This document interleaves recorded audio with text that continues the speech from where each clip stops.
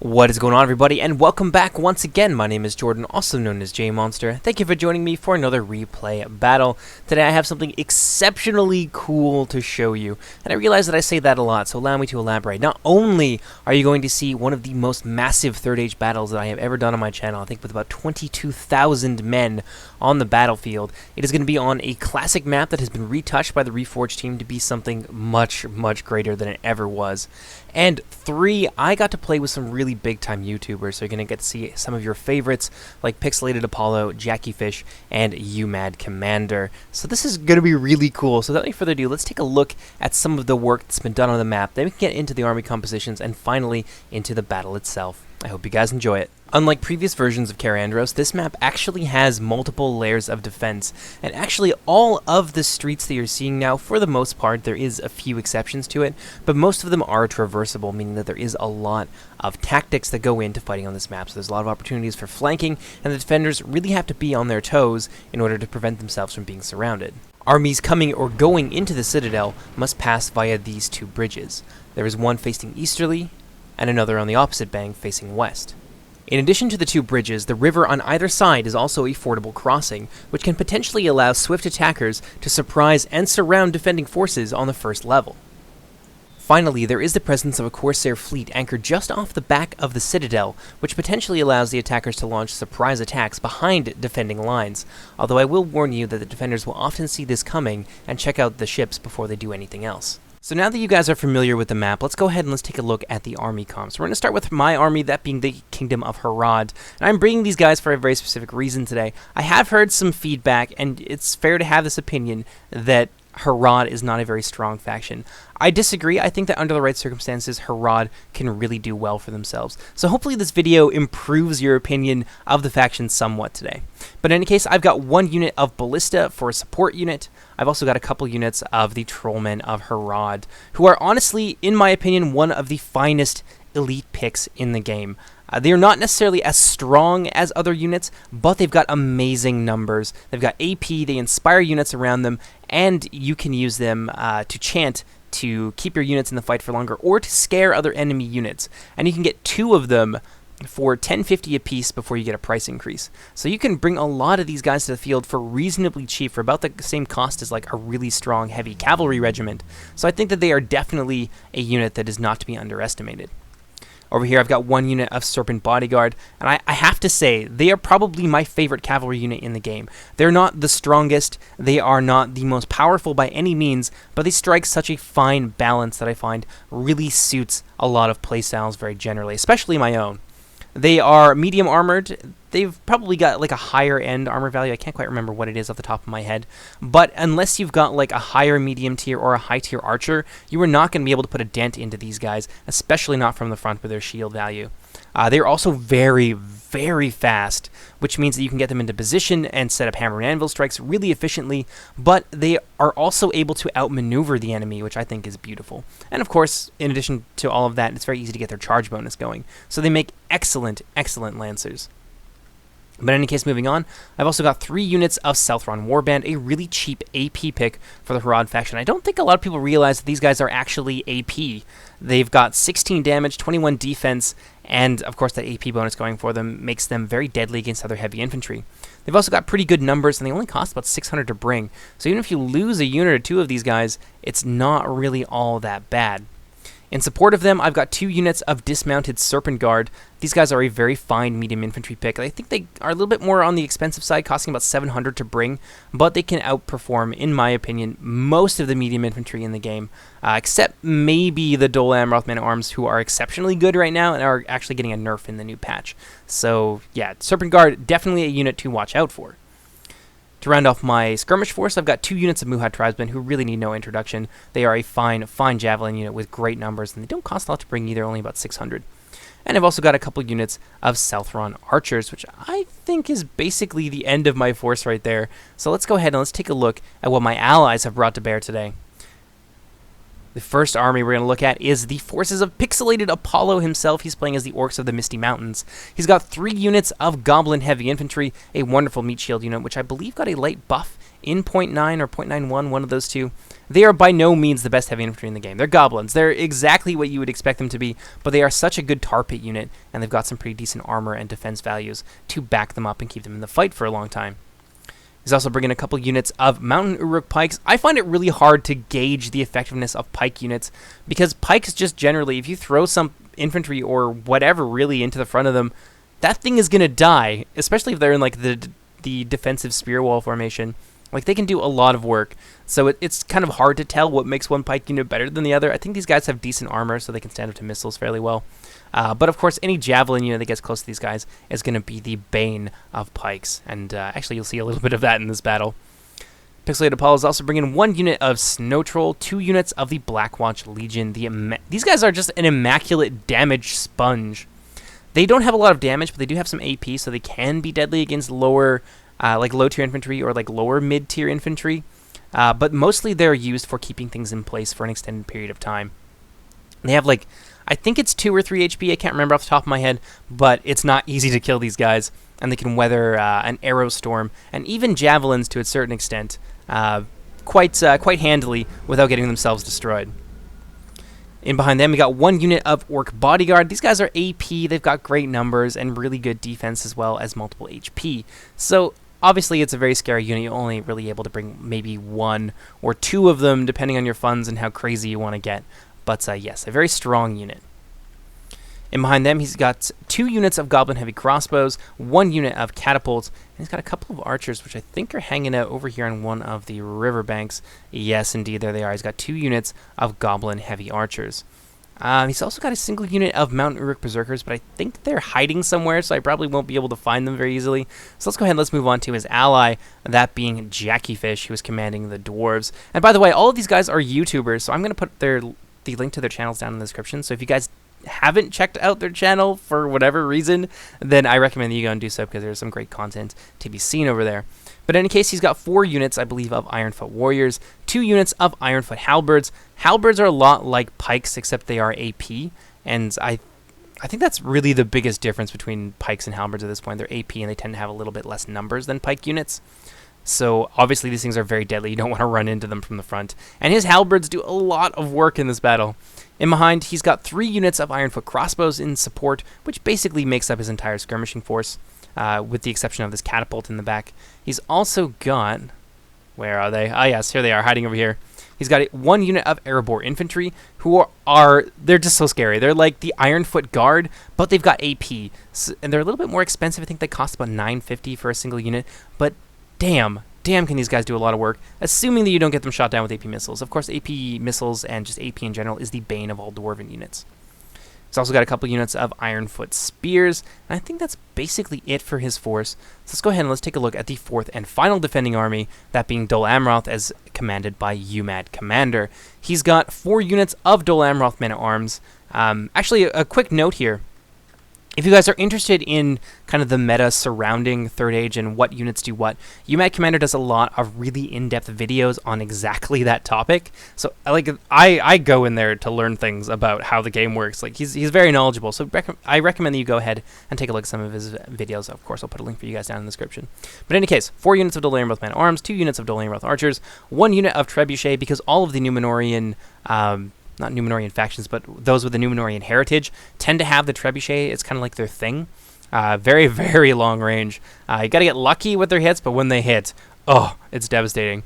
He's also got 1 unit of Dol Amroth Sword Militia, a couple units of Adelon Halberdiers, and I think he's got some Nimberdal Rangers hiding around somewhere, but the rest of his forces are back in the keep. He's got 1 unit of Haven Guard, which I believe is his general's bodyguard, a couple units of Dismounted Swan Knights, 2 units of Coastal Wardens, a very cheap but effective Javelin unit, and I think that's basically it for his forces. So let's go ahead and let's take a look at what the attackers have brought today. The first attacking army we're going to look at is the forces of Gundabad, which I think is quite fitting because the player commanding them, WK, is actually the one who, I know he worked on the map. I don't know if he was singularly responsible for the overhaul, but I know he did a ton of work. So thank you very much, WK. Without him, we would not have this awesome new map to play around on.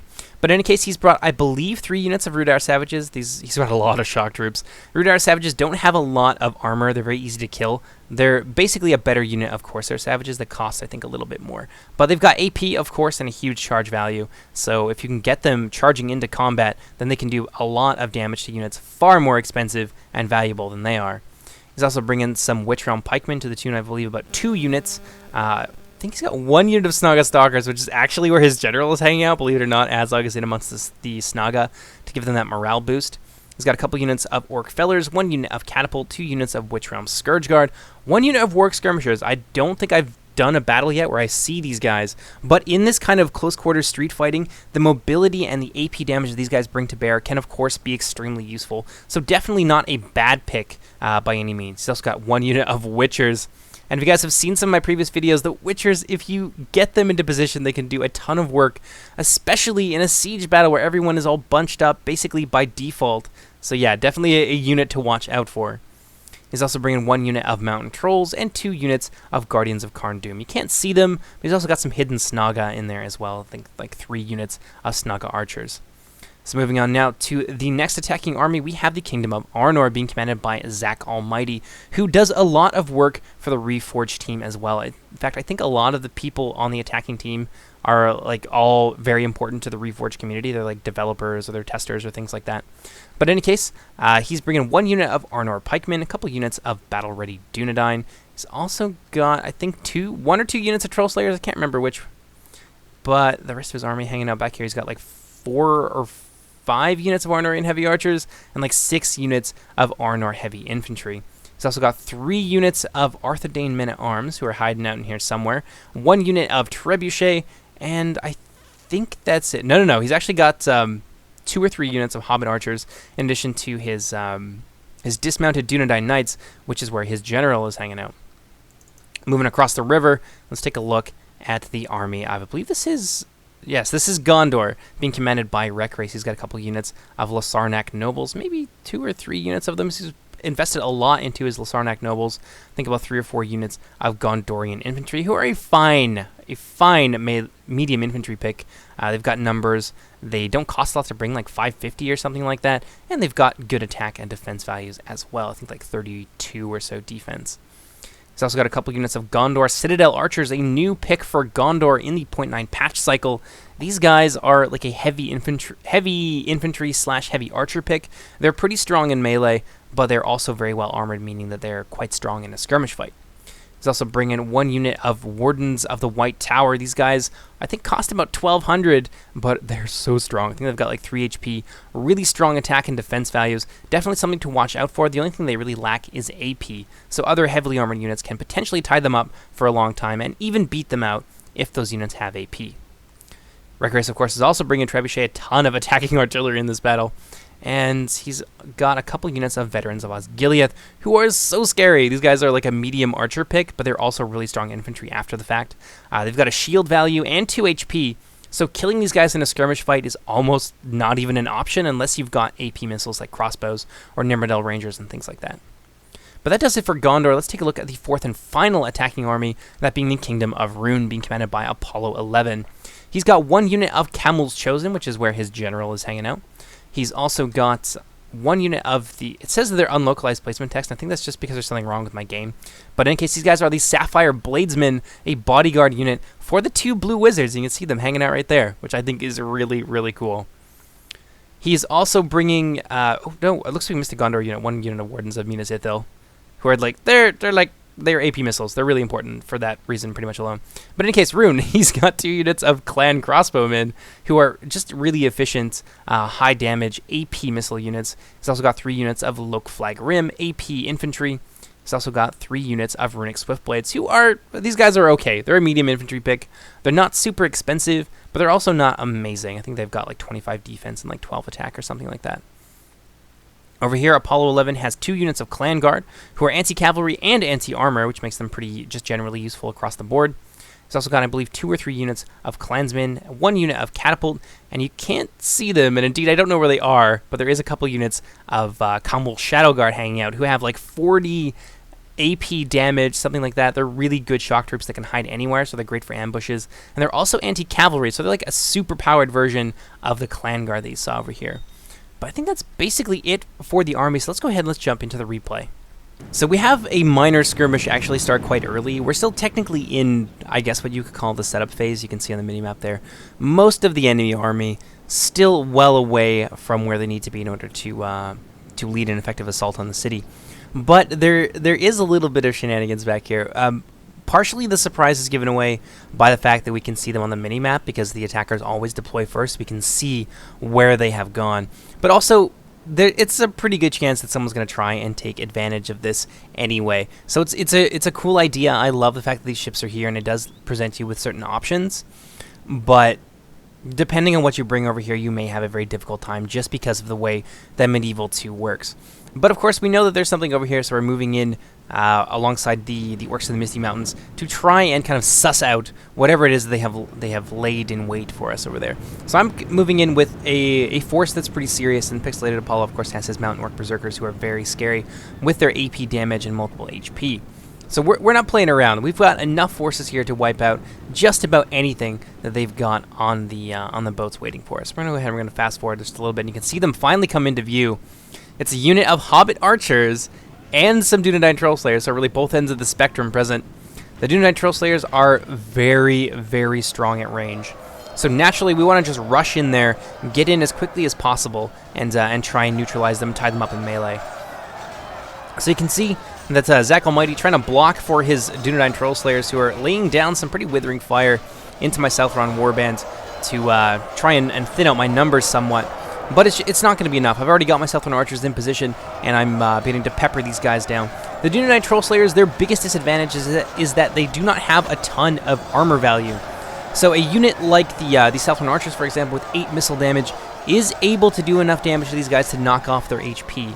So this is really the worst position for them to be in. Now being peppered from the rear by my Southron Archers and pinned in place with 2 AP units. The Dunedain Troll Slayers will do well enough for themselves in melee. They are going to reap a terrible toll, of course, but it's just not going to be enough. This is a very important unit from Arnor, and of course they're going to lose it pretty quickly here. Those poor Hobbit Archers definitely came to the wrong party. I mean, this is not where they want to be at all.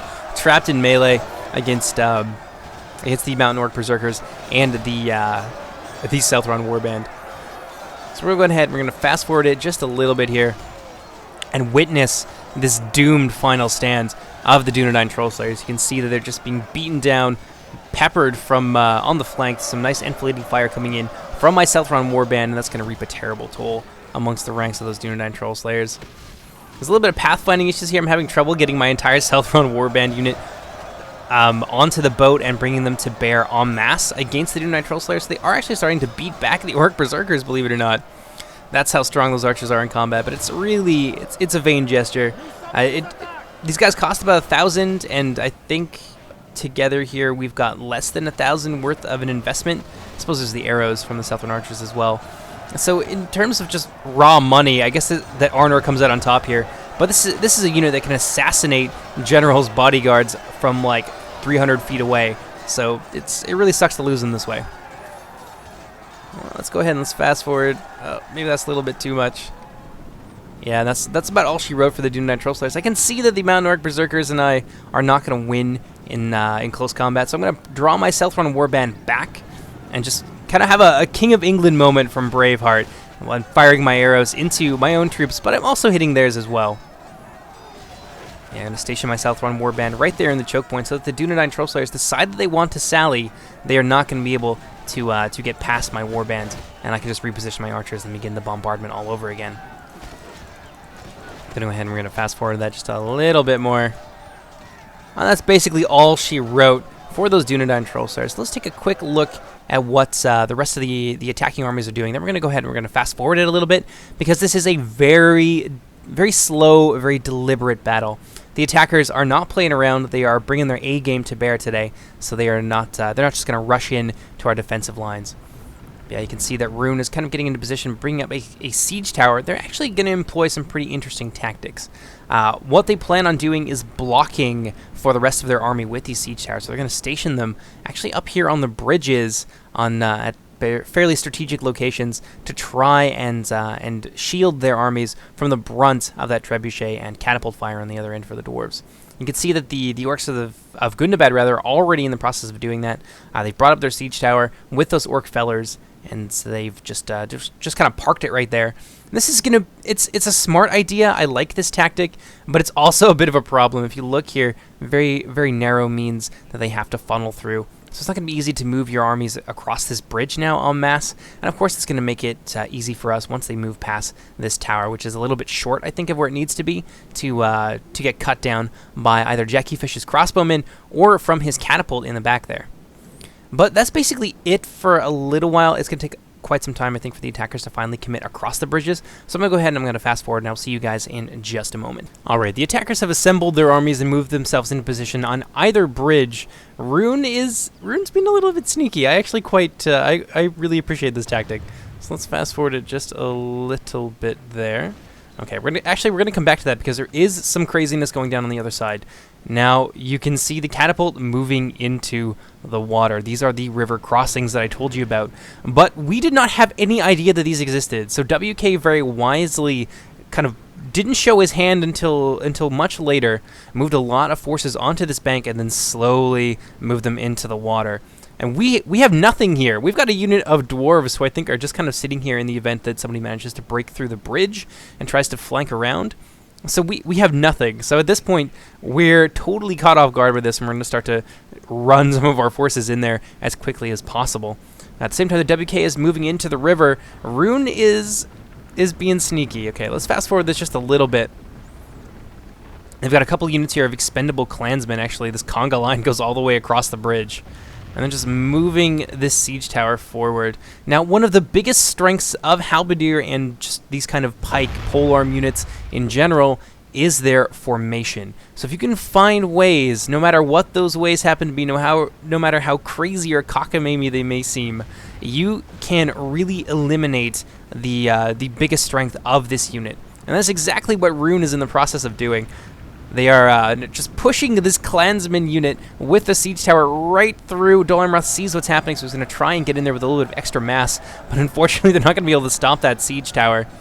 So they are going to be able to punch a big hole in the formation, but unfortunately for Rune, this could have been better executed. They didn't have any other forces in here that they could use to follow up, so Dolimroth is going to quickly close that gap, allowing the rest of the crew forward, and they're just going to butcher the clansmen as they try to follow the rest of the unit that's pushing the siege tower.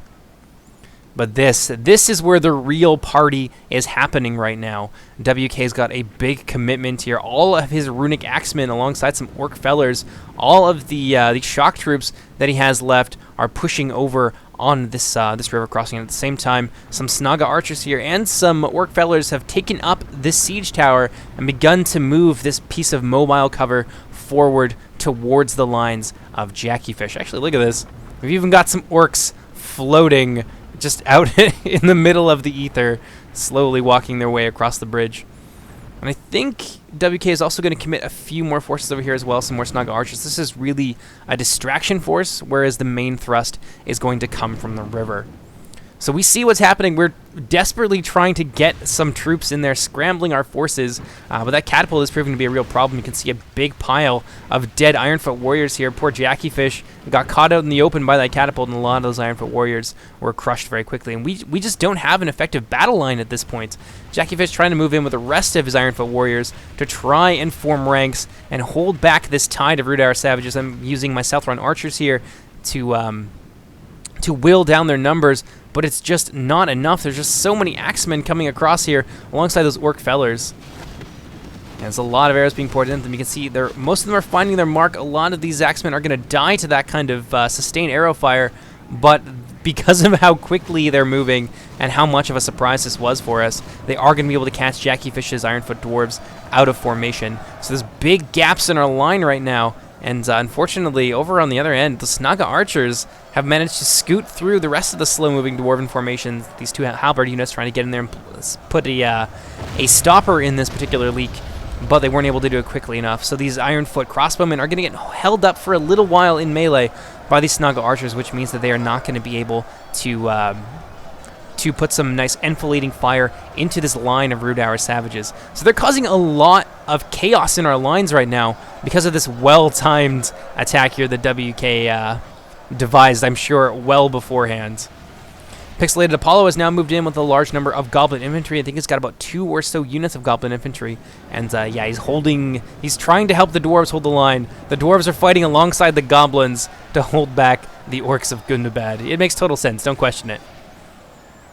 Elsewhere on the other side, you can see that Gondor, a little bit late to the party, but definitely having the same idea. There's a lot of Citadel archers pouring into the river crossing. There's no penalties for fighting in here. It's really just a texture effect. So there's no penalties for fighting in the water, no fatigue effects and things like that, which you would normally find on river crossings. So this is just regular old land that they're going to be charging across, and Rune is actually supporting this thrust with a couple units of Clan Guard. I'm not convinced that having these guys on the front line is the best idea. The Clan Guard are extremely fragile, and their high attack but low defense values means that for the most part, I find them best used in a support role, either for an infantry line, like the rest of the runic swift blades and things like that, or for supporting your cavalry, because they are quite quick. As you can see, they're covering a lot of ground very, very fast here, which is actually going to leave Dol Amroth in a similar position to Jackiefish on the other end. You can see these Dol Amroth men-at-arms just charging into position, trying to hastily erect a defense to prevent the Gondorian forces from flanking around and surrounding the large commitment that we've made on this first level. Elsewhere, you can see the Dwarves have managed to hold back the tide of Gundabad, seriously routing their forces. Orc fellas didn't have a chance, but Arnor and Gundabad are also going to follow it up with a second wave. You can see some Hobbit archers here, some Snog archers in behind, and a unit of Witch Realm Scourge Raiders who are going to be pretty decent against the heavily armored Dwarven units. But Arnor charging across there with the large number of Arnor men-at-arms, which is going to be followed up, I think, with some of his heavy archers. Over on this end, though, things are... They're definitely in the balance. The forces from WK from Gundabad are really going to press us hard, especially with the arrival of these Witch Realm pikemen. In order to counter them, I've actually brought in some of my Muhad tribesmen specifically for that reason, because I saw them charging across the riverbed, and I know just how much damage those guys will do to these Goblin infantry. There's a lot of the infantry right now, but damn, they will evaporate in the face of an elite pike unit like the Witch Realm pikes. So we're going to try and shut them down quickly, but WK also looking to cause a little bit more chaos. You can see some Arnor Spear Militia here moving in to hold down the line, but WK is going to take advantage of all of the gaps that he's created in our line to try and charge some of his mountain trolls in. If they get into my skirmishers, things are going to be real ugly. So, excuse me. So right now I'm moving in with my Muhad tribesmen to do exactly what needs to be done to these Witch Realm pikes. I've actually set up a bit of a trap here for WK that you'll see in a moment. I've got my Serpent Guards in there to back up my skirmishers. My Muhad tribesmen now getting themselves ever so slowly into position. And there we go. Watch these Witch Realm pikemen. Look at the devastation that Javelin volley just did to them. Another volley following that up, doing a lot of damage to those Witch Realm pikes. I think another 30 or so of them are going to fall very quickly.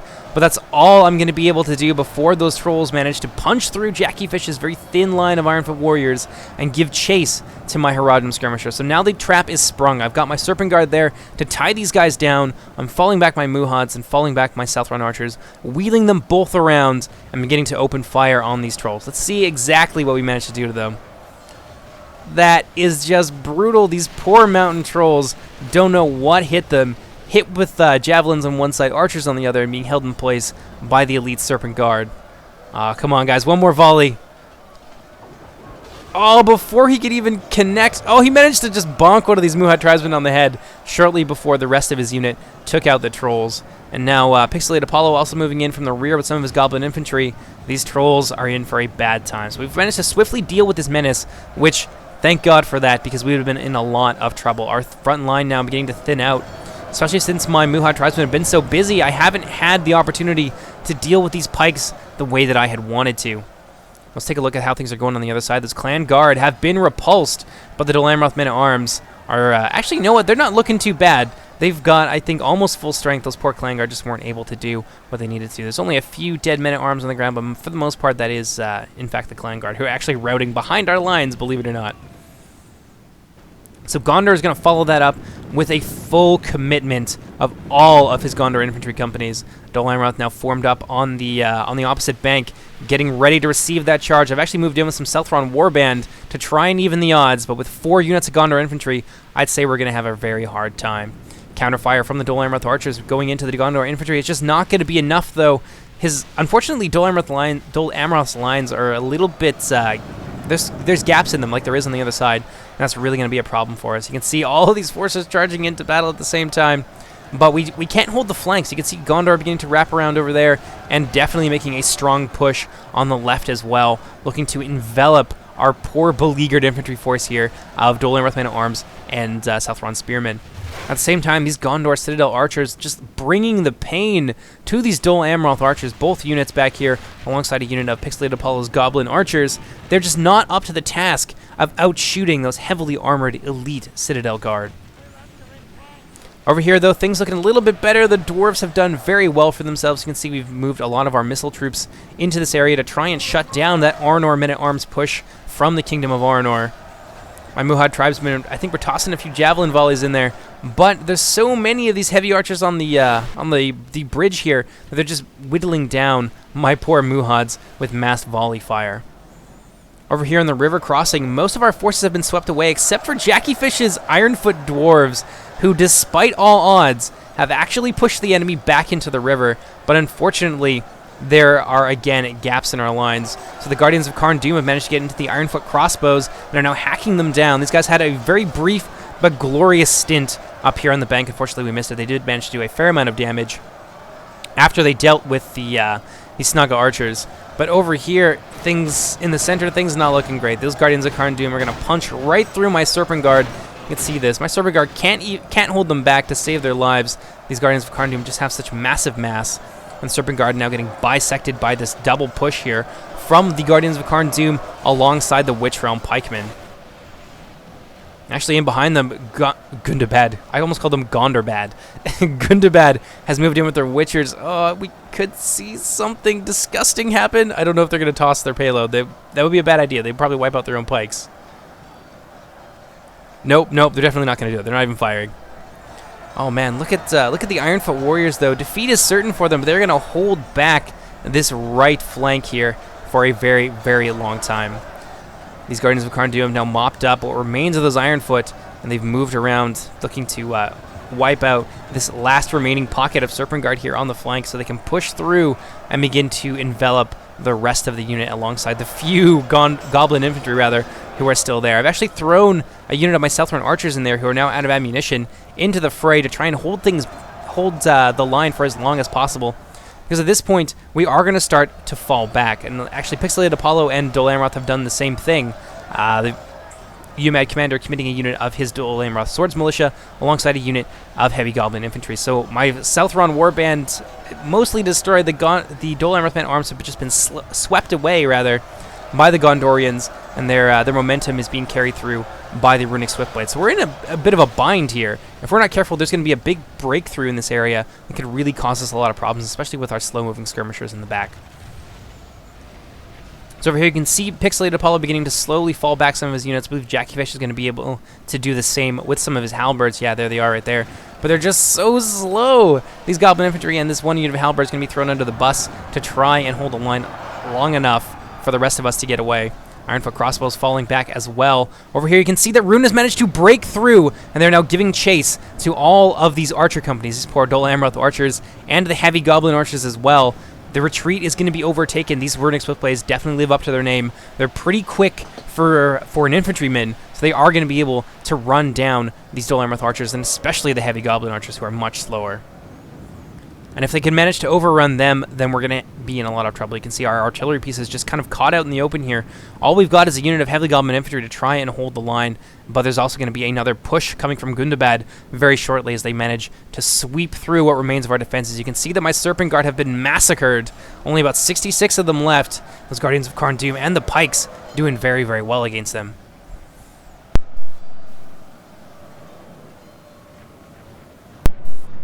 Yeah, in the central plaza, we're trying to get as much of our forces away as possible, but unfortunately these heavy goblin archers have now been officially well and truly caught by those runic swiftblades, and they are just getting hacked down. Actually, no, it appears that the runic swiftblades were a little bit mismicroed. I think they're just, in their zeal, they're trying to go for the trebuchet, and they're actually just getting, they're walking through the heavy goblin archers and getting themselves sliced up for their trouble. But I can see the amount of forces moving in at this point, so I am going to try and react. Where exactly is my my serpent bodyguard? Oh, my serpent bodyguard right there. There they are. I'm going to use their mobility and their heavy charge bonus to try and stem the tide of Rune as they pour into the city, having blown away our first line of defense. There's only so much that you can do, though, because the pathfinding in here is a little bit weird, and this unit of bodyguard is quite large. We're playing on like huge, a little bit of lag there. We're actually playing on huge settings, so the pathfinding is not great for this. So their charge is going to be a little bit underwhelming. A few of the runic swiftblades going to get hacked down by my serpent guard, but I can see that they've moved in with a lot of their support troops as well. A lot of Gondor Citadel archers in the back, so I don't want to leave my serpent guard exposed out there for too long if I don't have to. Yeah, I can see those Gondor Citadel archers really want a piece of my Serpent Bodyguard. So I'm going to charge my Serpent Bodyguard back in. I think my target, yes, my target is going to be the Witchers. I figure Swiftblades, no problem, right? No big danger. But no. Boom. There goes my general. And about 20 of my Serpent Guard. I don't know how this happened, what exactly these Swiftblades, you know, were carrying with them. But damn, they massacred my, my Serpent Guard. Although luckily we are going to manage to get in there in amongst the Witchers and begin to hack them down. These guys are so deadly. So if I have to trade off my Serpent Bodyguard for a unit of Witchers, I will gladly do so. Serpent Bodyguard doing great against the Witchers. Now 3 of them have fallen. There's only, I think, about 8 of them that can still throw at this point. 2 of these guys are going to be officers with hammers. There's actually some heavy goblin archers from Pixelated Apollo in there as well, joining my Serpent Guard, holding these Witchers in place. Runic Swiftblades moving in to try and support them. At the same time, Gundabad has moved in with his Warg Skirmishers who are going to do a lot of damage to my poor Serpent Guard. I'm actually going to try and block that charge, but my Serpent Guard, much too fast for them. Getting in there with a nice charge, hacking down many of the Witchers, effectively reducing this unit to down to basically nothing. I think there's maybe 1 Witcher left who can fire. Yeah, the other 2 are officers, but we've got a lot of Skirmishers left, so these Witchers no longer a significant threat to us. I'm going to try and get out of there with my Serpent Bodyguard, who have suffered quite heavily at the hands of those wargs and the skirmish companies of the attackers. But I am going to wheel them back around. I can see that these warg skirmishers moving up, trying to overtake the retreat, kill some of my Southron Warband and the warriors of Jackiefish and Dol Amroth. So I'm going to get in there with my bodyguard, try and tie these guys up, hoping that in melee they won't be able to throw their javelins, but unfortunately I was very wrong. And many of my Serpent Guard are actually going to go down quite quickly to those Javelin units. Yeah, so my Bodyguard has taken a real beating. I've lost my General, and I'm going to try and fall back, get out of there as quickly as possible. We've actually, that retreat was quite bloody, but it was reasonably orderly. We weren't, aside from that 1 unit of Goblin Archers that kind of got themselves stuck out in nowhere, we managed to get most of our forces, I think, back in. You can see some Dol Amroth Men-at-Arms here falling back. These Archers are going to be soon to follow. Yeah, there's just this 1 unit of Goblin heavy infantry holding down the center, trying to prevent them, trying to prevent the attackers, rather, I can talk today, from surging forward and overtaking everything that we have fleeing into the central plaza now.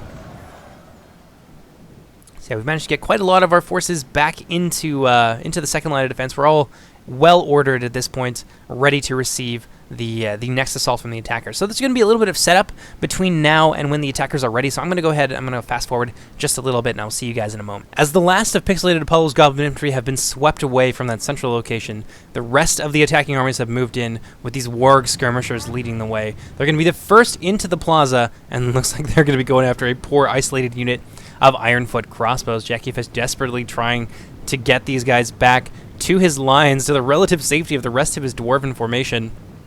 These Warg Skirmishers, though, going to try and stop them, but they're having a bit of an issue. I think this is because the WK left their skirmish mode on, so they want to charge, but at the same time they don't want to charge. And we don't want to lose any of our skirmishers. Skirmishers in this kind of situation are extremely important. So Jackiefish is going to move forward with a unit of his Ironfoot Spears, and I'm going to be coming in from the flank with my Serpent Bodyguard, looking to pin these Warg Skirmishers in place and hopefully annihilate them, because damn, those javelins do a lot of damage.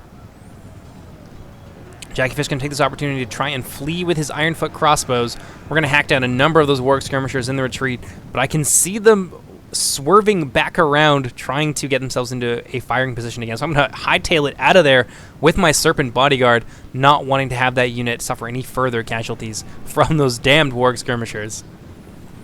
Skirmishers have now turned around, looking to pepper the rear of Jackiefish's retreating dwarves, and we're in a similar situation now to what we were in previously. Those Ironfoot crossbows are very exposed to fire from the rear from those Warg Skirmishers. Although luckily they're not exactly interested in them at the moment. My Serpent Guard instead seems to be their target. My Serpent Guard is going to charge in there bravely, clip off one of the remaining wargs, and then flee out of range before the skirmishers can retaliate. I don't know if they have any. Yes, they definitely do have ammunition left at this point. And they're going to use it to great effect to pepper down these poor Ironfoot Spears. Jackiefish has actually turned around with his spears and his crossbows to make a stand, and is beginning to put some nice enfilading volleys into these Warg Skirmishers, who are not going to be able to stand up to that for very long. The Ironfoot crossbows have a lot of missile damage. Just a little bit of teamwork here, trying to dance circles around these Warg Skirmishers. As they chase my Serpent Bodyguard out of the plaza, they are taking fire from the flank and the rear from Ironfoot's crossbowmen. Jackiefish's Ironfoot crossbowmen. And as soon as they turn their attention elsewhere, I move my Serpent Guard back into position so we can keep these guys just constantly corralled and penned without leaving them an opportunity to escape. But unfortunately, they have one. We don't have enough cavalry to effectively hold these guys back, so they're going to move over here. I think possibly to try and throw some of their jabbies at the Elan Halberdiers, but more likely they're going to try and scoot around this position and get into the back where our skirmishers are. And speaking of the Dol skirmishers, and I believe some of the warriors up on the wall as well from Pixelated Apollo are going to be firing down into the Warg skirmishers. Some nice flanking shots. They're going to claim the lives of about 3 or so of those wargs. These wargs, I like that he's being aggressive with them. I don't think that they're going to be too effective like this unsupported. Although if they manage to get around this flank here, then maybe they'll be able to cause some problems. But Dol Amroth definitely prepared for it, sallying out with a unit of his men-at-arms. Going to plug that gap in our lines, and the wargs are unfortunately going to be forced to retreat. I don't feel very, very confident of their chances having to go back across this gap. And you can see that the skirmishers are well prepared for them. And they're going to be putting down some withering fire into those wargs. So many of them dying. Yeah. Those poor Warg skirmishers have just not had a good day. Down, I think, to about half strength. Another volley there, claiming the lives of a few more of the Warg riders. But that's pretty much, I think, it for the time being. There's going to be a lot more setup now, a lot more kind of skirmishing and dancing around. So I'm going to fast forward through some of that, and I will see you guys in just a moment. So I've actually noticed a bit of a gap here in the defenses of Rune. You can see some of these Loke Flag Rim just kind of out on their own, trying to defend this little central plaza. I'm going to charge in with my Serpent Bodyguard, get a nice charge into them, not doing as much damage as we might have done, but these Loke Flag Rim are definitely going to be on guard from now on. You can see them moving forward, trying to just close all of the possible gaps in the line that my Serpent Guard could use to scoot past them. I know that if I can get in there and get in amongst, like, say, some of these Citadel Guard I think that they have in the back here, the archers and things like that, or even their catapult and trebuchet pieces, then I can do a lot of lasting damage to my opponents. Speaking of, you can see that they've now moved in to the central plaza. There's a trebuchet in the back there, well out of range of any counterfire. Rune has also moved in with their catapult, defending it with a fairly small line of Swiftblades, which could potentially be a problem for them a little bit later. My Serpent Bodyguard looking to take advantage of the thin-on-the-ground forces that Rune and Arnor have in this central plaza. So I'm actually going to scoot in there with my Serpent Bodyguard, go around this little, I don't know, pedestal type thing, and actually get a nice charge into the flank of that catapult unit.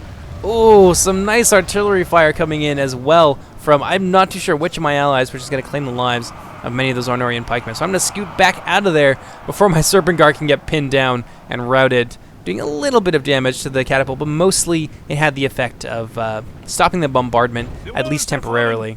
And it looks like the trebuchet from, I think that's Zach Almighty in the back there. Yes, indeed it is. Has actually started to crumble some of our walls. So thankfully, I think we managed to get most of our archers and things like that off the wall. So nobody's going to die horribly, but that does leave a big gap in our citadel, which I'm sure the attackers are going to be able to exploit much later. Yeah, so Rune has definitely learned its lesson, I think, and has now kind of serried his ranks a little bit more. This Runic Swiftblade's now in a better position, I think, to defend that catapult, which is right behind them alongside a bodyguard contingent of Witch Realm pikes. Oh man, my Serpent Guard just being relentless though, getting a beautiful charge into those flag rim. Wearing these guys down for the late game is going to be really important. A lot of our forces tend to rely on their armor. I mean, aside from Harad, basically all of our troops are going to rely heavily on their armor. So taking out an AP unit like these Loke Flag Rim is going to be really important. Unfortunately, I'm only going to be able to play that trick once because WK is going to move in with a unit of full health pikes. Yeah, I decided at the last minute that I don't want to get entangled in that, so I'm just going to cancel my charge, flee out of there, and leave those Loke Flag Rim in peace for the time being. Yeah, at this point, I realize that the attackers are definitely well and truly settled in to their attacking positions, so there's not going to be a whole lot of use that my Serpent Guard are going to see for a little while, just because of how well prepared the attackers are. So yeah, more skirmishing going back and forth. The two forces trading blows. We have the trebuchet from Umadcommander and the Dwarven catapult up here as well, trying to silence this catapult position, but it's fairly well positioned, I would say, especially to be protected from that Dwarven catapult. Yeah, with those buildings on the side there, nothing is going to be able to come in from anything but the trebuchet. And I think they just destroyed one of the trebuchets, so things are not looking amazing for us. But in return, we are going to take down one of Zach Almighty's trebuchets as well. Looks like the collapsing debris killed one of those Arnor crewmen. So Zach Almighty is going to get out of there, and I think WK is also going to move in with his catapult crew into the central plaza, and they're just going to set up like a little bit of a gun line. So I think that's it for the moment. So I'm going to go ahead and I'm going to fast forward just a little bit further. So the rest of the attacking catapults have now moved into the central plaza, but WK is actually going to move a little bit farther forward, I think, than what he wants to. It may be a bit of a pathfinding issue. This catapult could be trying to get behind the pikes instead to get themselves in position and begin opening fire. But at the moment, being out here in front of the Swiftblades like this is going to present my Serpent Guard with another opportunity to be a little bit naughty. Let's see if we can find them. I know they're hiding around here somewhere. Oh dear, a little bit of an update here on the Dwarven catapult's status. They have now been completely and utterly destroyed. There's no more use to be seen from that catapult. WK slowly trying to get himself into position, trying to get himself protected again. Yeah, this definitely looks like a miss micro to me, probably caused by the pathfinding. Let's see. Let's see where my troublesome little Serpent Guard unit is hanging out right now.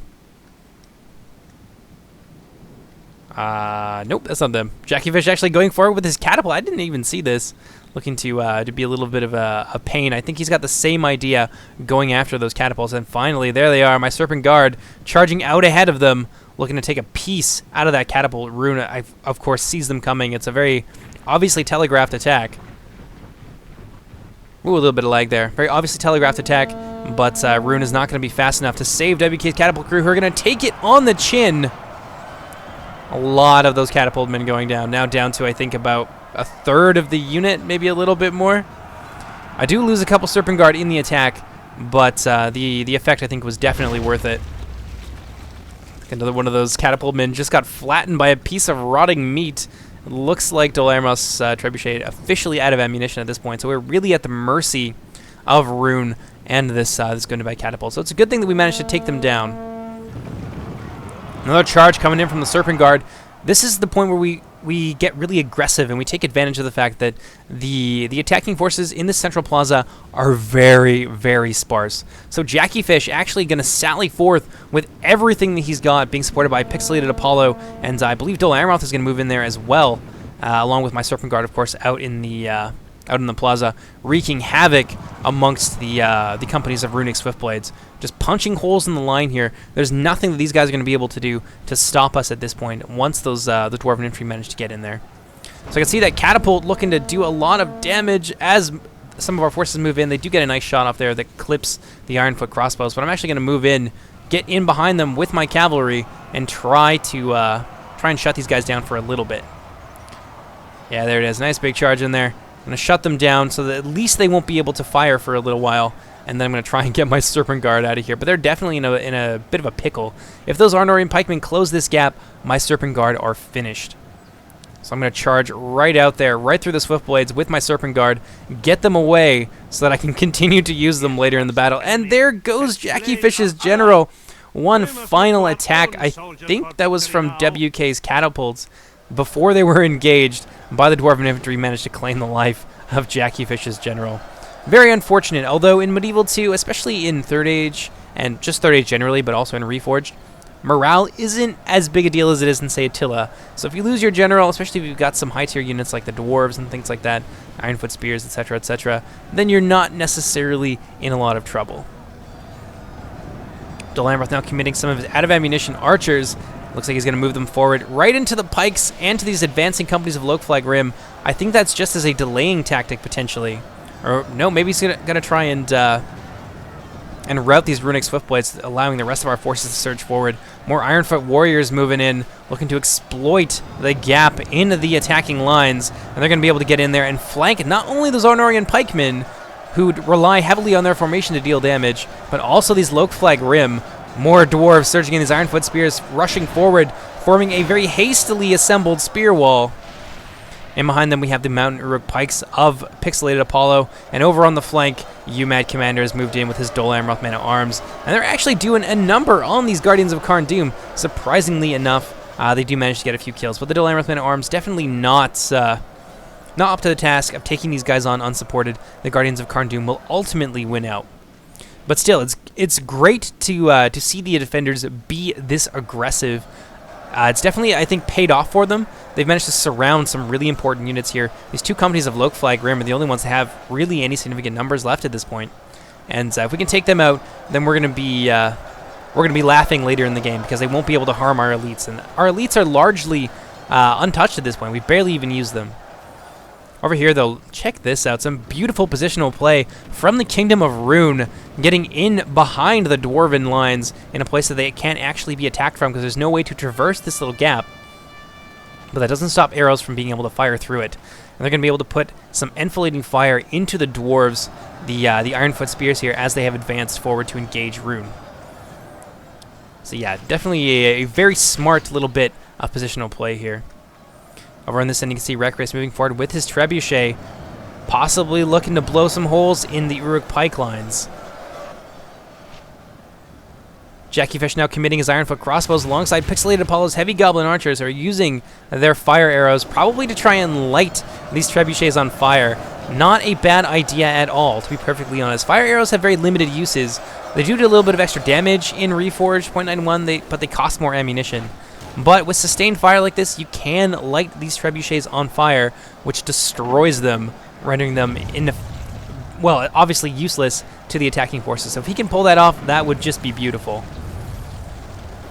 Although it looks like the Trebuchet is out of ammunition, in fact, so maybe this isn't the best use of the arrows. Perhaps he'd be better off shooting into this central area, but I don't think he realizes that yet.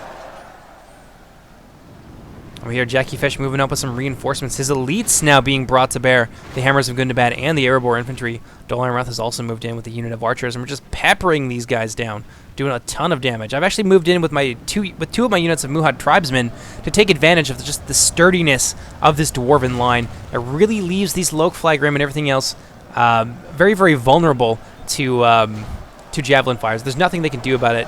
Beautiful javelin volleys going in right into the center there, claiming the lives of many of these units. There's actually some Citadel Guard in there as well, who are quite good in melee. So it's a shame that they have to lose their elites this way, but I'm not too sorry about it. Let's take a look at how things are going over on this end. Pixelated Apollo, I think, has diverted his focus now onto the other Trebuchet, which does ammunition, which is a good move. Just peppering these guys down. Zach is now down to, I think, 2 out of his 3 Trebuchets. So if we can kill one of these, then we've drastically reduced their DPS. Whoa, whole bunch of lag there. Arnor now patiently waiting. I think they're going to start to try and open up another front over here. They've noticed that you can actually scoot around this side. So Pixelated Apollo is holding the line as best he can with his trolls and his heavy goblin infantry. I've noticed what's happening, so I've moved in with some of my Southron Warband as well. But with these Witch Realm Hammer Guard leading the way, things are going to be very, very hard for us. Oh man, these poor snow trolls in behind the lines. At least they're far away from the Hammer Guard. But these Arnorian archers and these Snug archers aren't going to be able to do a lot of damage to them, but they are going to be able to wear them down just a little bit. I see Gundabad moving in with his Guardians of Karn Doom, and looks like there's some Dunedain Troll Slayers in behind that as well, which is very scary. These guys are basically ranged javelins, so you don't want to play with them. Elsewhere, though, our defenses still looking pretty good. Still got my elites very much intact. My 2 units of Trollmen of Harad here, actually moving out with a unit of my Southron Archers to try and support this main fight in the central plaza. If we can destroy a significant portion of Gondor and Rune's remaining forces, then we're going to be in a really good position moving into the late game. Gundabad still has a lot of their elites, but we've done a lot of damage to Gundabad's army. They lost a lot in this first level, especially that river crossing over there. Actually, Gundabad is now trying to fall back and get away from those hammerers, because those hammerers will do a number on them alongside the rest of this dwarvish infantry. Axemen of Erebor moving in. This is a great flanking move by Jackiefish. The only real problem is that these crossbows are in a great position to do something about it. They're going to be able to just pour fire in here, and we're not going to be able to stop them. They're well defended because of this very narrow area. It's not going to be easy to fire over, easy or very accurate to fire over these buildings, and of course these 2 little walls here protect them from any stray shots that may otherwise hit them. The enemy force remains. My Muhad tribesmen now opening fire, I think, on the flank or rear of the Gundabad Guardians of Karn Doom, trying to whittle down this big central blob here. It's like Gondor's trebuchet crew, a little bit hungry. They want to get in there and join the fight against the attackers. I mean, with a flank charge like this, maybe they won't do too badly. Let's find out. Oh, this is a beautiful sight. Oh, one of them getting hacked down right away by the Loke Flag Rim. But let's take a look at this. Look at this beautiful fight in the central plaza. The defenders have really managed to regain the initiative, taking the fight to the attackers, and they've dealt some pretty significant casualties. This is a big loss, I think, for the attackers. We've only really lost... I mean, the dwarves are all in at this point, but the rest of us still have our elites, and we still have some rank and file. Oh, that lag, though. These crossbows now repositioning themselves to be a real pain in the butt. Let's see what Arnor is doing. See if they manage to actually break through on this left front over here. Yes, the Goblin Infantry largely having been swept away. There's some hammers of Gundabad in there as well. I'm actually moving in with some reinforcements, some more Southron warbands. Oh, I see what the Hammer Guard have done. They managed to get in behind our lines, and they're now chasing down the Heavy Goblin crossbowmen. These guys are really important to us. We need to have as many skirmishers as we can going into the late game. So losing them like this, very unfortunate, which is why I'm moving in my Southron Warband to try and tie these guys up for as long as possible and save the lives of any of the Goblin crossbowmen that we possibly can. Oh man, those Witch Realm Hammer Guard, though, just relentless. It looks like they've changed their mind a bit, and they're going to charge instead into the back of my Southron Warband, who are doing a great job at holding back the Arnorian Heavy Archers. I can see that, and I can smell the opportunity here to pin this important elite unit between 2 units of AP, so I'm going to move in with my Southron Warband. At the same time, I think I'm also bringing my Serpent Guard through the city to try and give them a little bit of help. Oh no, my Serpent Guard's sitting over here for now, but they will move in shortly and help out my beleaguered spear units. Elsewhere in the central plaza, it looks like the Gondorians and the runic forces have gotten a little bit of reinforcements in the form of the Axemen of Lasarnak, but we've got enough skirmishers still in the area and enough heavy infantry to hold these guys down for a very long time. And the Axemen of Lasarnak, the regular ones, very, very vulnerable to missiles. This is probably not the best engagement for these guys to be in at this point. Yeah, especially not against the Erebor infantry and the hammers of Gundabad and things like that. They're going to cut these guys down. The Axemen of Lasarnak are AP, but they don't have the defenses needed to stand up to Dwarven infantry for any significant length of time. Yeah, the real problem is just the rear fire coming in from those clan crossbows. They're just brutalizing these hammers of Gundabad. If those guys weren't there, I think we'd be able to maybe even push farther out of the central plaza and begin to engage the rest of these forces and do a lot of damage to the attackers. But the attackers well positioned at this point, I think, to drive us back. Lasarnak nobles getting themselves in position. That is a big problem for the dwarves. The Lasarnak nobles are much sturdier than the regular Lasarnak axemen. That's going to be a problem for these poor Dolamroth men-at-arms and the very reduced forces of the Orcs of the Misty Mountain and the battered dwarven axemen of Jackiefish. See how things are going over here. Actually, oh, speaking of my Serpent Guard, get a nice charge into the rear of what remains of these Arnorian heavy archers, and that's going to be enough, I think, to send them fleeing off the battlefield. And indeed, there they go. And these Witchrealm Hammer Guard, not really in the best position at this point, are they? I would have been able to surround them completely with my Southron Warband, but WK has moved in to help his ally, or to help himself, I suppose, at the last minute, and I'm going to be forced to keep my Southron Warband where they are. I was looking to set up a nice Hammer and Anvil charge, but WK is more than on top of it. Actually ran his Witchrealm Hammer Guard out of there. I don't want to get involved in like a charge trade-off with the Hammer Guard because they will kill my entire cavalry unit in a matter of seconds. So unfortunately, my Southron Warband going to have to just stay where they are and fight it out to the last. Moving on back to the central plaza. We're still pouring fire into these Lasarnak nobles. We are doing a decent amount of damage to these expensive Gondorian shock troops. Oh man, they're really, really struggling, I think, at this point, just trying to break through the lines. They may just be running right through to try and surround us. So we are inflicting surprisingly heavy casualties on them, but I think it's only going to be a matter of time before we're slowly beaten down, especially with those crossbows who are still there, still doing their bloody work against the forces of Jackiefish. Let's take a look, just take stock for a moment at the rest of the attacking armies. They're still in pretty decent shape. They got some more clan crossbows there, some veterans of Osgiliath, some wardens of Minas Ithil, more crossbows, more veterans of Osgiliath, and of course the wardens of the White Tower, who, as I think I mentioned earlier, got flattened by a stray trebuchet shot, killing about a quarter of the unit. So very unfortunate for them. But still, the attacker's in a good spot. Rune still has his elites left, his Dragon's Wrath crossbows, for example, who are just game-changingly strong, and a couple units here of the Shadow Guard, who, when used as support troops, these guys are deadly, deadly warriors. Yeah, but in the center, Gondor has really managed to bring it back. Most of our troops here, these in the center, these Dolamroth men-at-arms, and whatever else we had, I think it was some of Pixelated Apollo's pikemen, have been just scythed down.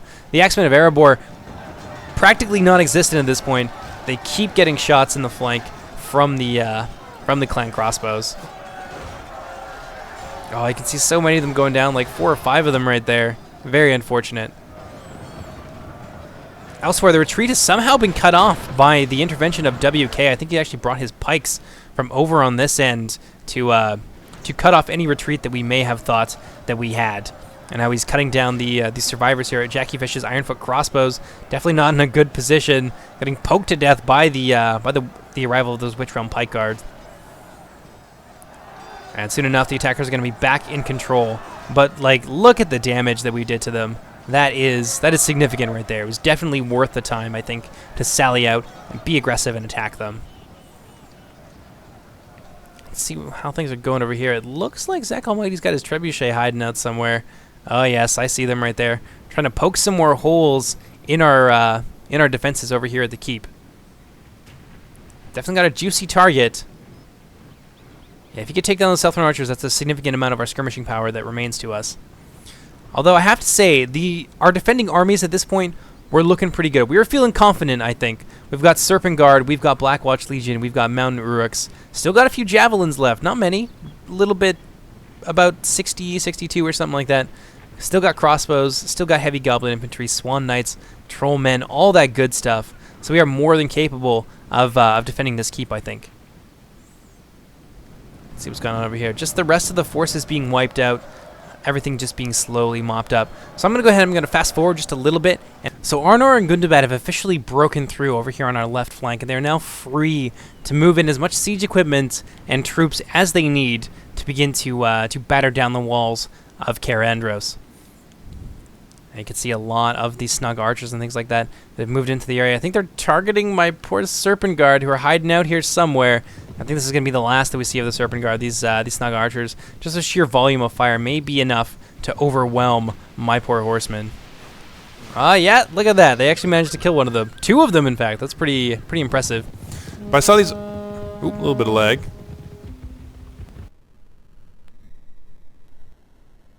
Oh, that lag, though. So I saw these Arthurian men-at-arms, and I saw that they were shaken. I thought maybe I could rout them off the field with a charge to the rear, but unfortunately, it just wasn't going to pay off the way I hoped it would. My Serpent Guard just looking to be as obnoxious as possible before they are finally overcome. Getting a nice charge here into some of these ladder-carrying Arnor men-at-arms. Yeah, but their forces are just going to prove too numerous and too powerful for me to overcome alone with these poor Serpent Guard. So I'm actually going to wheel them back around, get another charge right here into the Arthurian men-at-arms. A decent little charge. I think maybe 1 or 2 guys dies. There you go, 2 of them. Pull my Serpent Bodyguards out of there as quickly as possible and try and get a piece maybe of those Snug archers. No? Where are these guys going?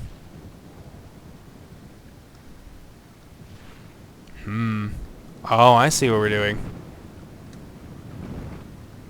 Or, nope, maybe I don't. I don't know what these Serpent Guard are doing, but they're definitely up to something. Let's fast forward just a little bit. Oh, I can see. It's the catapult from Apollo that I really want to take down. So we're going to mount one last suicidal charge here against that catapult crew, but unfortunately all we're really going to get a piece of is those clan crossbows.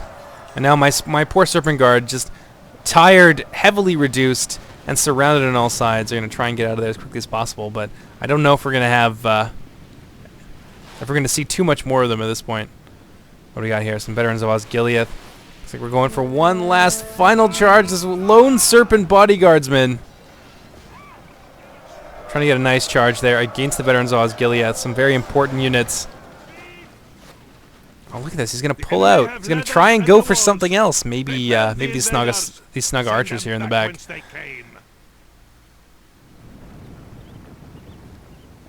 Oh, yeah, here we go. Nope, he's going to... Yeah, he's going to try and follow that catapult unit, maybe get in there, but unfortunately he's going to get clipped on the Guardians of Karn-Dûm, and that is going to be the end of my heroic Serpent Bodyguard unit, who have just done all kinds of crazy stuff this battle. I think earlier they actually mounted like an insane raid on the back lines here and maybe killed like half dozen or so veterans of Osgiliath and things like that. So they've definitely made their presence known, and I feel like I got the most out of that unit. We see the attackers getting a little bit closer to the walls. It does take them time. They're being very methodical about this. They may be wary of any ambushes and things like that we have laid for them. We definitely haven't made them want to move out of their position by attacking them with Serpent Guard and things like that, and with our various sallies. So I don't think they can really afford to get themselves caught out like that anymore. One more time I think would be probably devastating for them. So they're going to move in, try and even the odds a little bit. Moving, you can see Rune getting their crossbows in position to begin to fire through this wall and into some of our important units, like our javelins, for example, or these orc bodyguards who are quite the strong melee unit. Over here, we can see that Arnor has officially made it to the walls. They've moved up one of their ladders. We've got a siege tower coming in as well as this ram at the gate. So the siege officially underway for Arnor. I think the rest of his allies really need to move in and help him right now. But for the most part, they seem to just be kind of sitting pretty in the central plaza, mostly content to try and skirmish us down and get some of our elites. Which there's maybe some merit to that. We have a lot of elites left, and we've only got this very centralized position that doesn't have the greatest cover. But I think that letting your ally attack on his own is just going to result in you not having that ally anymore. So maybe it's better if they try and move in and be aggressive at this point. And this catapult, I wonder if it actually managed to claim the lives of anybody. Oh, managed to get some of the heavy goblin infantry. That is very unfortunate. Yeah, we're just trying to run the rest of our forces out of the way. We don't want to lose anybody to that catapult. Getting very close to my trollmen there, and oh, right in the middle of my trollmen and those Blackwatch Legion. Very unfortunate. I think I lost like 24 or so of my trollmen right there, who I'd managed to keep in good health until this late stage of the battle. I was not happy, let me tell you. So I got my trollmen out of there as quickly as possible alongside my Serpent Guard, knowing that we're definitely going to need them much later in the battle. Got my South Run archers now up on the wall, trying to put down some fire into this catapult crew, At the very least, we want to drive them off if we can't kill them entirely. Another nice volley there, claiming the lives, I think, of several of those catapult crewmen. Our cunning foe has reached our walls with their siege tower. Looks like they're going to go for one more volley. Maybe. Death here. Let's see if they get anything. All those poor catapult crewmen are not going to be able to stand up for this for too much longer. Let's see if he gets anyone. Oh, I think he's going for the troops up on the wall. That would be a very bad thing indeed. Luckily, he missed all of the Black Watch Legion. Now I think Apollo is going to have to try and flee with his catapult crew because of the relentless fire from my South Run archers up on the walls. Although little did he know, at this point I was actually out of ammunition, so he could have kept firing, basically with impunity, I think. Gondar has now moved in, tightening the noose alongside his general's bodyguard unit, the Wardens of the White Tower, backed up with some veterans of Osgiliath. I think these guys still have ammunition, so they still have a part to play and can be particularly obnoxious to our corralled, essentially, infantrymen. Over here we've got a very strong force as well. Clan crossbows under Rune, some Witch Realm pikes, and some Guardians of Karn Doom as well. Snug archers have moved up onto the flank, trying to get a piece of those coastal wardens, and a piece they are definitely getting. All those poor coastal wardens just getting cut down. Great one. Those cursed vipers are at our gates with Oh no! Somehow the Ornorians managed to get their ram to our gate, and they're going to start to bash it down. This is where the more conventional siege warfare, I think, starts to take place. So far, it's been a little bit atypical. We don't normally see the defenders be so aggressive and so successful when they are aggressive. But now I think we've really got nowhere left to hide. So this is going to become more of a traditional kind of siege. That gate now not long for this world. Let's see who's defending it. A couple units of Swan Knights in V-shape. That's going to be a hard thing to push through. Also got some Trollmen and some bodyguards here in support. Actually moving my Trollmen up onto the wall. The attackers are very wisely just moving their siege towers to the wall and then pulling the units carrying them back off of the walls, just because it gives them they don't want to commit just yet, and it does give them a couple of options in terms of means of ingress later on in the battle when they decide that they want to commit. Oh, that was so close. That runic catapult is just being an absolute nightmare for us. Really scaring the wits out of us. Not really too much that we can do. Enemy's ram is through our gate. Oh, there we are. Arnor has managed to bash down the gate. Now they're going to be able to move in force alongside their allies. Looks like we have the final survivor of this Witcher unit moving in to attack my South Run archers. Well, this is not going to be a fair fight. Let's see if he manages to kill anybody. I want to know. I have to know. Oh no, he's just gonna butcher all my South Run warband there in that breach. Looks like some of the crossbows are actually putting some fire down into the coastal wardens. All those coastal wardens through the gate, tossing their javelins into those Arnorian men-at-arms. Not a bad idea. I think at this point he just wanted to kill something, probably. And those Belfast Marines are going to be a really big target, and they're not quite as armored as they could be, and they're currently being shot down by something or other. So I guess it's better to get rid of your ammunition than just hold on to it and then lose the unit. And in fact, the pressure is going to oblige his Arnorian men-at-arms to. Looks like they might be committing, or maybe they're just trying to move out of the way. But yeah, definitely cut that unit down to size. Look at that. And the attacker is just kind of biding their time at this point. I'd like to see them be a little bit more aggressive. If they were to charge in right now, I think they would be able to hold us back for a little bit. Not to hold us back, but to punch through our defenses. They've definitely got the troops to do it. There's some Dunedain Troll Slayers in the back here, some battle-ready Dunedain, and of course the dismounted Dunedain Knights who are a real menace. Speaking of, though, we missed it, but my ballista up there on the hill actually managed to kill quite a number of them. The reason I bring that up is because it's a good idea not always to use your flaming ammunition, especially if you want to be a little bit sneaky. So yeah, definitely consider not using your flaming ammo and getting some nice sneaky shots like this. Players are much less likely to notice it in the chaos of battle. But in any case, this catapult crew here just getting hammered, I think, by Pixelated Apollo's archers up on the walls. He's got a lot of goblin crossbows. They're opening fire on these guys. These veterans of Osgiliath, I think, would also be a really nice target for those AP missiles.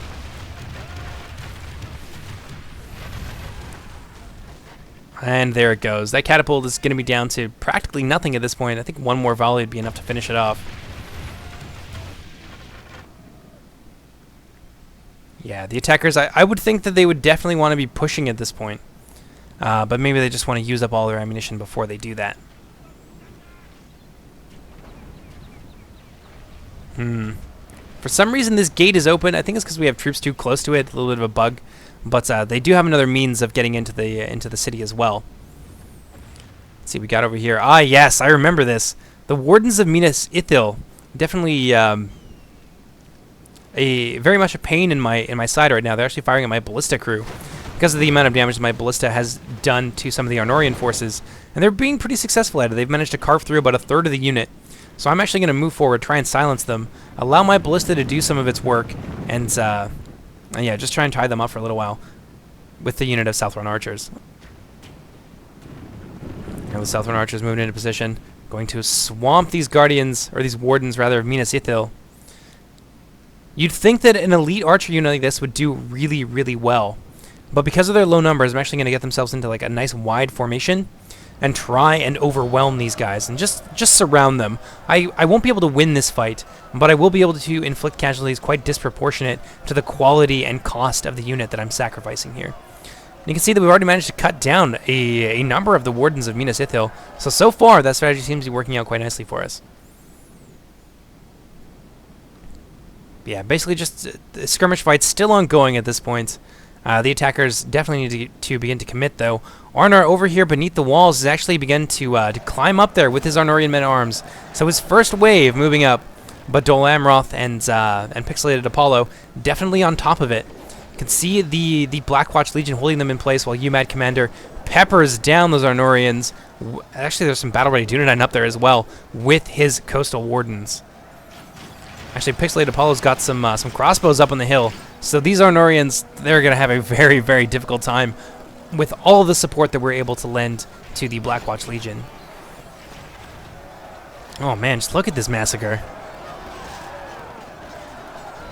Yeah, their men are dying left and right. There's really no hope for Arnor at this point. So now his allies need to commit. I don't understand why they weren't moving forward and attacking in tandem. They'd done a really good job at that in the early game when they swept away our first line of defenses. But now they seem to be struggling a little bit with the coordination.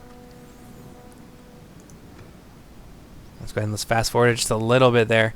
Got the catapult from, I believe this is Zach Almighty, the only one remaining with an artillery piece at this point. Moving in with this catapult, which definitely still has ammunition.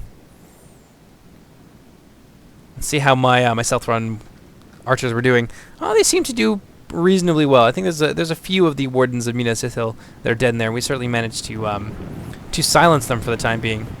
Over here we can see WK moving in with his Guardians of Karn Doom, looking to get a piece of my Trollmen and my, or rather, Umadcommander, Zadel, and Halberdiers. This is not going to be an easy fight for those Guardians of Karn Doom, and I think WK realizes it, which is why he's going to pull back now at the last minute. Actually moving out with some of my Muhad tribesmen. We can see his Sapphire Bladesmen out here, so I want to try and get these guys into position, maybe toss a Javelin volley into the rear, but the Guardians of Karn Doom are on top of it. You can already see them hurtling headlong towards my Muhad tribesmen, who just aren't going to be able to form up fast enough in order to get a volley. They're going to try, though. Come on, guys. No, it's not going to happen. I'm going to pull them back at the last moment. Don't want to lose them to the Guardians of Karn Doom. There's really no reason for that to happen. They still have ammunition, so they can still be useful. But actually, the Sapphire Bladesmen taking a lot of damage just from the tower, and somehow in this little brouhaha, we pulled our forces a little bit farther back from the gates. So now that means of ingress is closed to the attackers. They had an opportunity to charge in there with those Guardians of Karn Doom and establish a bridgehead, but unfortunately, they opted at the last moment to not do so. So now they're going to have to take us through this one and only choke point. Meanwhile, back up on the walls, Arnor is still struggling. They've managed to kill some of the Blackwatch Legion, and I think we're largely out of missiles to throw at them at this point. Although maybe not, maybe not. Maybe Umadcommander's got another volley or two inside of him. Bam, look at that. A beautiful volley up there on the walls. So Umadcommander and Pixelated Apollo still holding back the tide of Arnor. Really great teamwork there, but they're going to start to run low on their supplies pretty quickly, I would imagine. Speaking of skirmishes, we got the heavy goblin archers up here. I don't know what they're going for. Oh, I see. The pikemen. That's a juicy target for them. These Witcher-on pikes, as I have mentioned several times, are very, very deadly. So a nice priority target there from Pixelated Apollo. Oh man, those Wardens of Minas Ithil. That was like a 500 gold archer unit. They just got cut up. I'm really surprised by that. I guess the formation really paid off more than I would have thought it would. See how things are going for Arno over on this side. Not so great. Looks like we got some routing that's going to happen pretty quickly. Yeah, those Arthurine men-at-arms now heavily reduced. Not really having a great time up there on the walls. Rest of our Norse forces just kind of sitting pretty down on the ground, getting peppered, I think, by our arrow towers. His allies need to move in, and they need to help him like right now. Yeah, they had a numerical advantage for quite a while, but we only had a slight advantage, I think about 3% or so, but now we're up to like, yeah, that's like 7% advantage right there. Very, very unfortunate for the attackers. They're kind of throwing away their advantage by attacking piecemeal like this. Something I can't stress enough. You definitely want to go in with your allies and fight together. But finally, you can see Gondor moving in. Recreus has his hands on a siege tower, moving in with his veterans of Osgiliath. And he's got some backup down here in the form of the Guardians of Carn-Dûm. That's a pretty decent push right there. Pixelated Apollo sees what's happening. I think he's going to try and fall back with his heavy goblin crossbows. Indeed, you can see them running for the hills, just shoving each other out of the way to try and get in through that gatehouse. At the same time, I'm going to be moving up with my Trollmen of Harad, who are a nice solid counter, I think, to these veterans of Osgiliath. They've got the attack and they've got the AP to really do a lot of damage to these guys.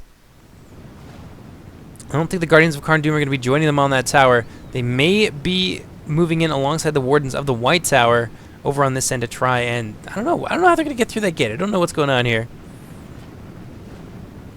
More veterans of Osgiliath. Looks like the full complement of Osgiliath veterans is going to be committed to this section of wall. Don't know what's happening here. I think they may just be waiting. Ooh, a little bit of lag. That lag, though. They may be waiting for Rune to move in with their Camel Shadow Guard to lead the way, I think, and go toe-to-toe with the Adilon Halberdiers.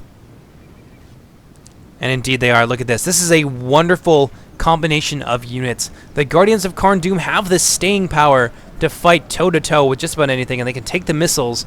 And in support of those Camel Shadow Guard, this is going to be a really tough combination to overcome. See the Adilon Halberdiers moving in to pin them on one side, and my Trollmen coming in from the other, getting a nice piece of those Camel Shadow Guard. Yeah, we've definitely got the AP that we need and the damage that we need to take down this combo of Guardians of Carn-Dûm and Camel Shadow Guard. There's also some Lothsarnak nobles, some fairly reduced units of nobles moving in to try and help the attackers establish a foothold on the inside of the Citadel. Elsewhere, it looks like Arnor is still biding their time. Again, another piecemeal attack. I think if Arnor went up there in full strength, they might be able to beat back the Blackwatch Legion, at the very least overwhelm them and surround them, and then get down through the gatehouse, and if they were attacking with their elites there, then they'd have a nice little flanking maneuver as well. Speaking of their elites, looks like we got some archer fire possibly coming in from some Dunedain Troll Slayers, although maybe not. But it looks like the attackers are trying to snipe some of our units in the middle, probably these Coastal Wardens in particular. Yeah, over on this side, we're doing really well against Rune and Gondor, who I think are starting to run out of steam. Got the Wardens of Minas Ithil in the back, looking to lend a little bit of support. If they can shoot these Trollmen of Harad, that would be, I think, a really big problem. They have AP missiles, so they can do a lot of damage to my poor Trollmen. Looks like they are reloading.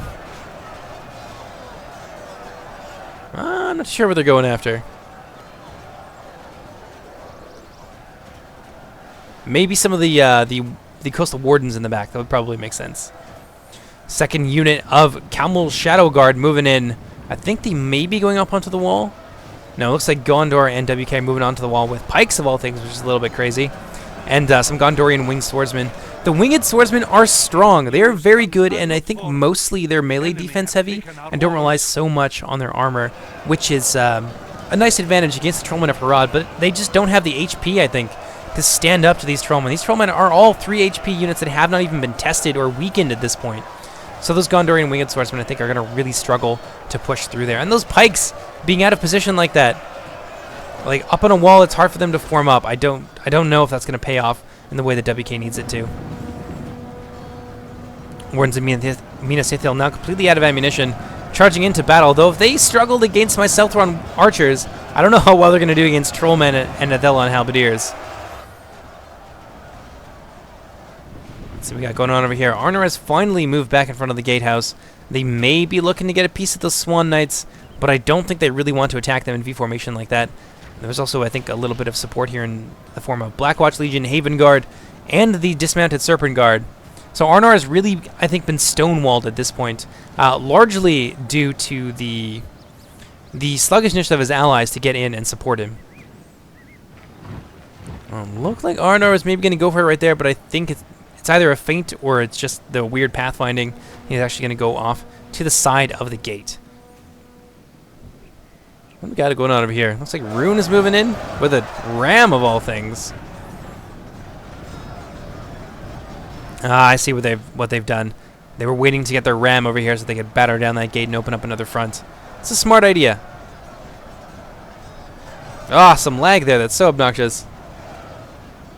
But at this point, we are feeling really confident as the defenders, so we actually decide that the fun thing to do would be to sally out and attack them. So you can see some heavy goblin infantry moving in alongside Serpent Guard and 2 units of dismounted Swan Knights, which actually turns out to be quite a nice thing for us, because you can see some Dunedain Trollslayers who are moving into the front of that gatehouse, probably to pepper down the Swan Knight shield wall. We actually managed to get out there and catch them a little bit. And this is going to, of course, oblige Arnor to move in with everything he's got to try and hold us back.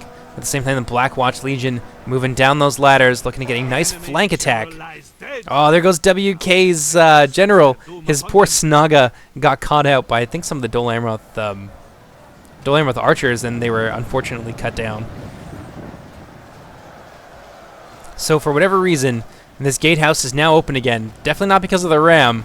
So WK and his warriors now have full access to it. But unfortunately, due to the loss of their general, many of their units have lost heart. You can see a fairly strong unit of pikemen here. 56 of them now fleeing off the battlefield. I think that's basically it for WK's army. His forces have been expended at this point. Over here, we're just pouring fire into this gap, trying to cut down as many of the Campbell Shadow Guard and the rest of the units as possible. And there's only so much more that Rune and WK have left to try and force that gap open once more. Over here, though, things not looking great for us. You can see some elites, some dismounted Dunedain Knights charging into battle, and they're really going to turn the tide in favor of Arnor. So our Swan Knights and our Serpent Guard and everything else that we've committed out here are really in a lot of trouble, especially against these Dunedain Trollslayers. Look at them. They're just doing work against these Swan Knights. The Swan Knights really looking battered at this point. Ah, more lag. That's so obnoxious.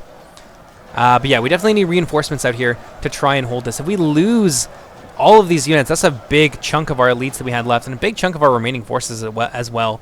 I mean, we are winning at the gatehouse over here, but it has taken its toll on us. You can see more reinforcements coming in. Looks like those Witch Realm pikemen reformed, and they're going to be a really big problem for my lightly armored trollmen in particular. Over here at the gatehouse, we've got some Trollmen of Harad, some Blackwatch Legion fighting hard against the Kamul's Chosen. This is an easy fight for the Kamul's Chosen in this current kind of situation. Oh man, those Balcott tribesmen tossing their javies in there, doing a lot of damage to the Blackwatch Legion, and presumably to my Trollmen as well. Oh, that's so devastating. Yeah, what we need to do is get the rest of our forces out here, like the Trollmen and the Dol Amroth men-at-arms, and wrap around this flank. In a straight head-to-head fight like this, the Camel's Chosen will beat us very soundly, and that's obviously not what we want. So I'm going to try and move out with my Trollmen and flank these guys, if at all possible.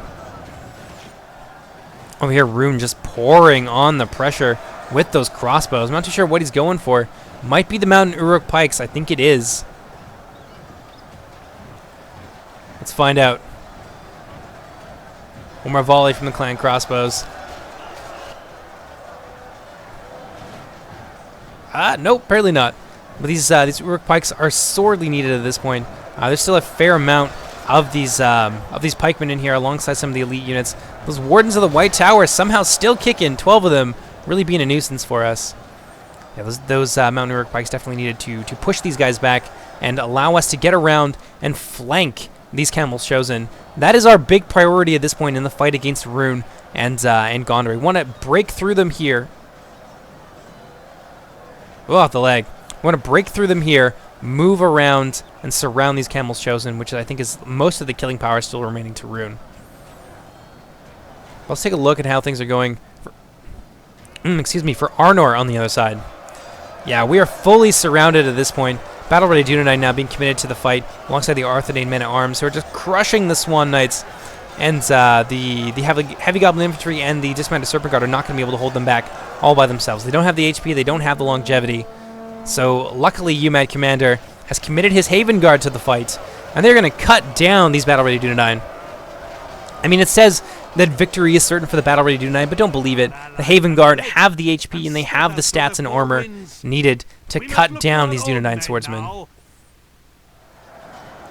So again, we're going to fast forward it just a little bit now. Yeah, things still in the balance, but definitely in favor of Arnor. Those Dunedain Knights and those Troll Slayers have really just cut a bloody swath through our armies.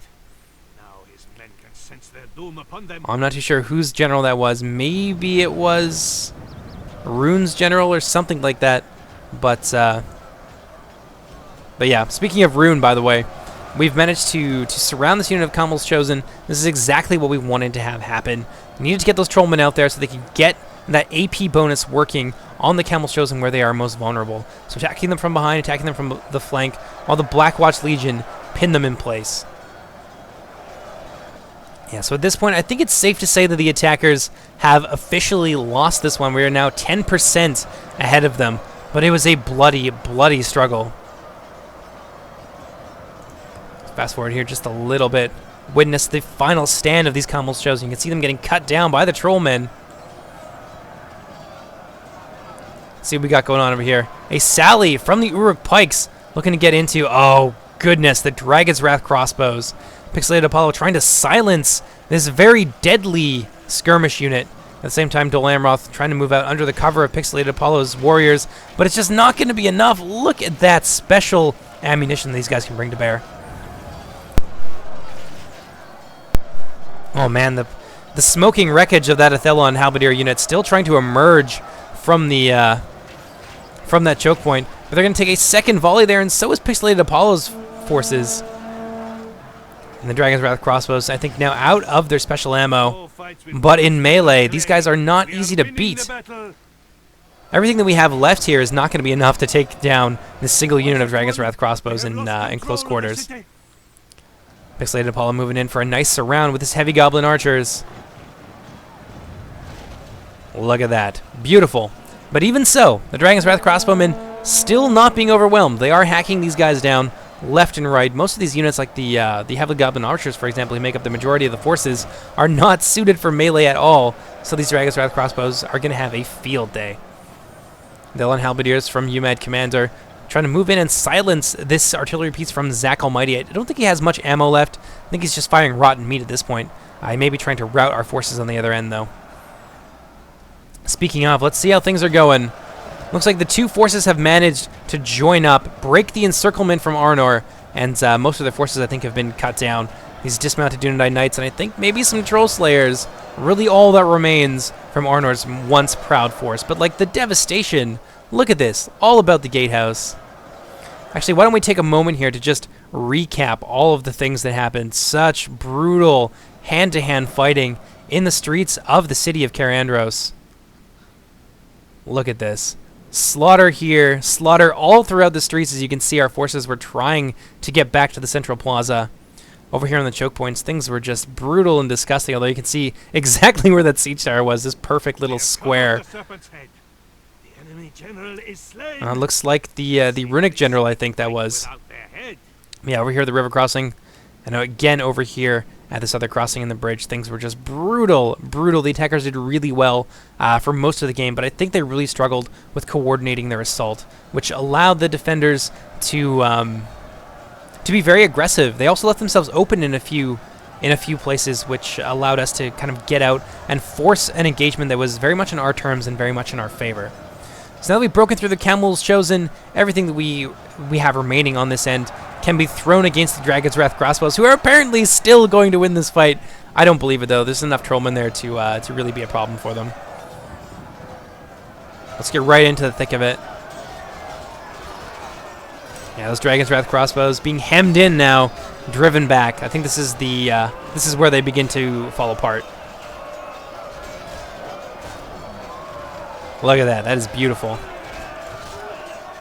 I think they're one of the last still fighting, except for the Dunedain Knights here, are fighting with their backs literally against the wall.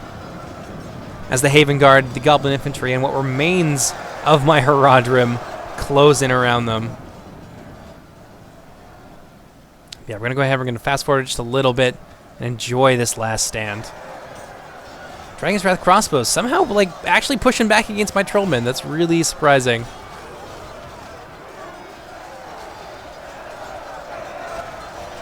Oh man, this was a fantastic battle. I actually really enjoyed this. It took about 2.5 hours to do, but man, was it worth it. Look at that. The last of the Dragon's Wrath crossbows have fallen, and now all that remains is this final stand from Arnor. I'm gonna go ahead and we're gonna fast forward that just a little bit more. Watch these brave knights fight to the end for king and country.